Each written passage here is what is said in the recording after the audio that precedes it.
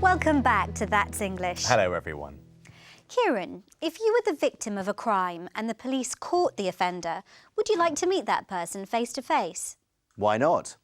At least I'd get the chance to tell him or her what I thought of them. Well, today's documentary is about a process called restorative justice, which involves victims and criminals meeting each other. The victim gets a chance to say how they feel, and the criminal can see the impact of their crime. Centuries ago, petty criminals in Britain were put in the village stocks, whilst more serious offenders faced execution. Fortunately, justice systems have come a long way since then, and today's treatment of criminals is much more humane. But despite this, most justice systems still don't meet the needs of the most important people of all in crime: the victims. People who are victims of crime often feel ignored and underrepresented. That's why restorative justice was introduced. It works by arranging face-to-face meetings between the victims and the person who has committed the crime. John Collins is Chief Executive of the Restorative Justice Council, which is responsible for running the programme in the UK. He tells us how the system benefits victims. After a crime, many victims feel they have questions they wanted to ask the offender, or they want an opportunity just to tell them what impact the crime had on them. Through the court process, they rarely get an opportunity to do that. But through restorative justice, they get to meet their offender face to face, to explain things to them, to ask questions and to get answers to those questions. Convicted criminals are invited to join in restorative justice meetings. However, it is not compulsory. John explains why this is. There's no point in doing it if they're going to come along and not fully contribute. That's only going to harm the victim and do no good for the offender. So as long as both parties fully want to take part, then they can properly contribute and you can get the really beneficial outcomes that we know can come from restorative justice. Viv confronted a burglar in her home. It was 2 o'clock in the morning and it became evident there was somebody in the house. Somebody was breaking in. There's a young person dressed totally in black with black balaclava started to walk towards us, and he was sort of coming towards us with his hands in the air, going, sort of walking more and more towards us, so we were backing off all the way through the kitchen. But then suddenly I just sort of had an instinct that he was really frightened, and I felt really sorry for him at that point, because I thought, this person's terrified. He's not going to hurt us, he's just terrified. The burglar was arrested. The next time Viv met him was in a restorative justice session. I said, have you ever been really frightened? And he said, yes, I have. I said, because that's how we felt that night, really terrified. And I said to him, in fact, that morning was the morning of my mum's funeral. And I thought, I've got to get to the end of this. And he was sort of just gobsmacked. So he said, I'm just so sorry. I'm really sorry. I'm really sorry. I won't be. And so I said to him, well, thank you for saying that. Peter Wolf was a habitual criminal until he met one of his victims at a restorative justice centre. I look at it these days from the victim's point of view. I think too many victims are left basically on the shelf when it comes down to the criminal justice system.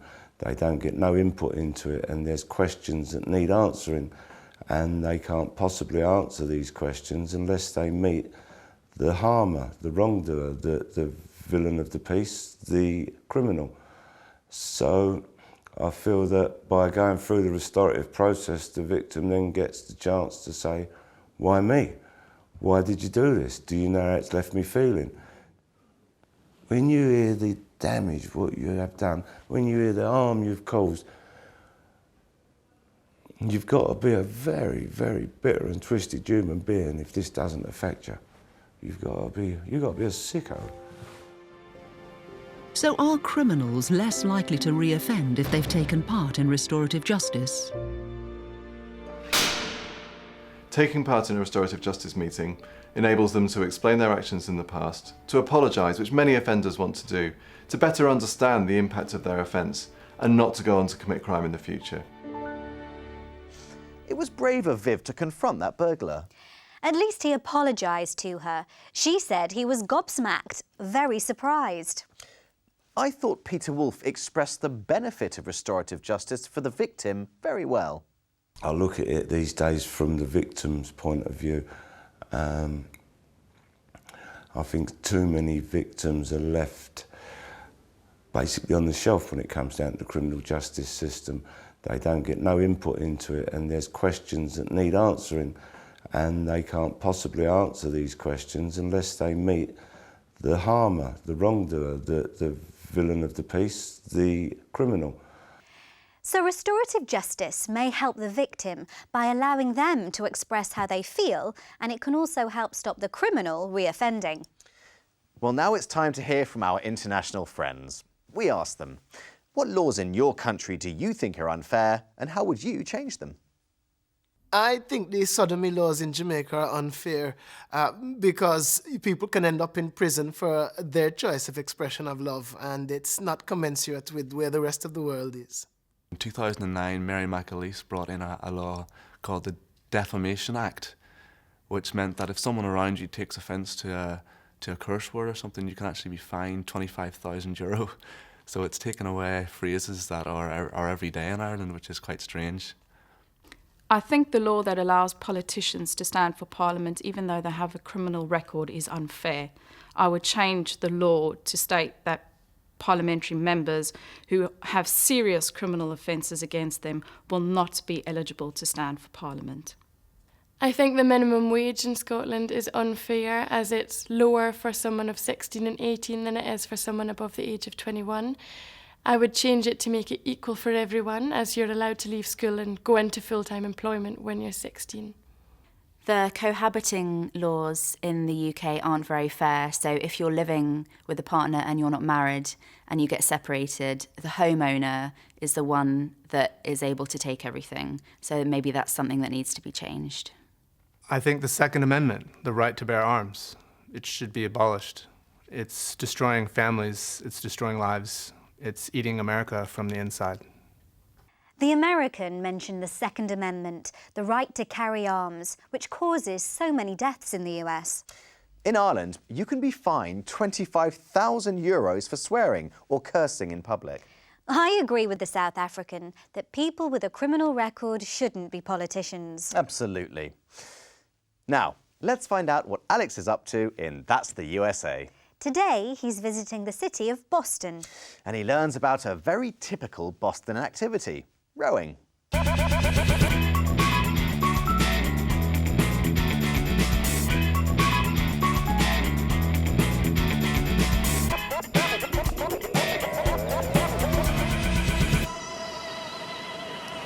Hi there. Today we're in the city of Boston in the state of Massachusetts. This is a world-class city with a friendly, welcoming feel to it.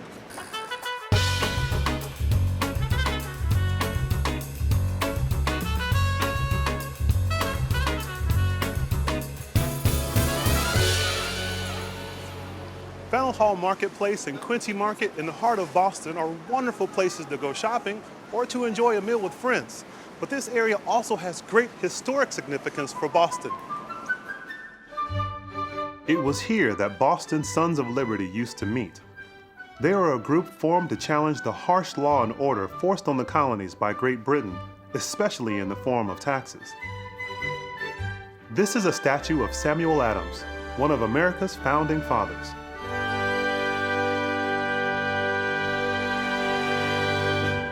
I'm here with Officer Pagan from the Boston Police Department to find out about law and order here in Boston.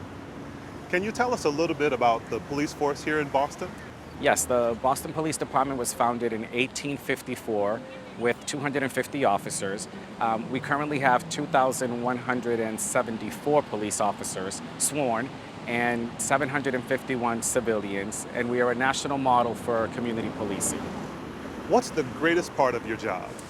The greatest part of the job is the community interaction, being out in the community and being able to help someone. Sometimes you have very bad days, and that one person that says thank you for doing your job makes the whole day better. What are the most common problems you face trying to maintain law and order here in Boston? The main problem is getting the community to understand that not all police officers are bad and that we are here to do our job and take care of everyone in our community. Do you have any special advice for visiting tourists? I say come to Boston. We are a historical city with a lot of stuff to do, and we ask you that if you come to Boston, just pórtate bien.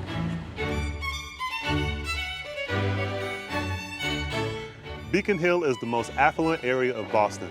This neighborhood is known for its elegant 19th century townhouses and narrow brick streets with working gas lamps. The Swan boat ride on the water here has been running since 1877. The 2 resident live swans, named Romeo and Juliet, are local celebrities. At 240 meters, the John Hancock Tower is the tallest building in Boston. Its glass design shows reflections of the different styles of architecture surrounding it.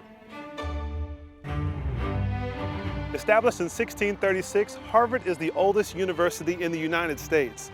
Its history, influence, and wealth have made it one of the most prestigious universities in the world.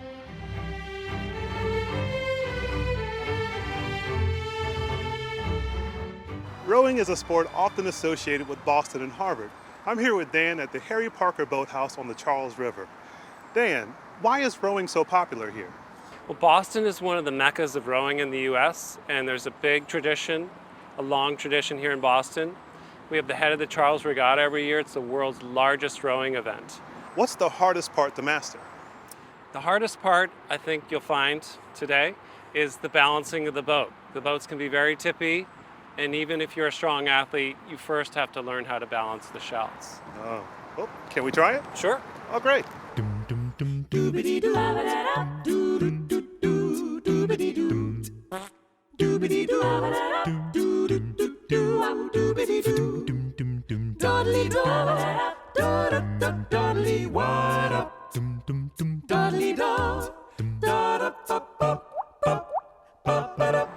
I think I'm getting the hang of this. I'm gonna make my way up the Charles River. I'll see you next time in Williamsburg, Virginia.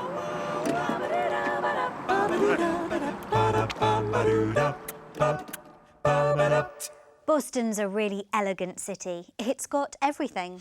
Including friendly police officers or cops who speak Spanish. Yes, Officer Pagan said that the Boston police were a national model for community policing. What about the rowing? Those boats looked very unstable, or tippy, as Dan said. You know, Alex actually fell in the river just after that last shot. Really? I'm not surprised. Well, I'm afraid that's it for today. See you next time. Bye. Bye-bye.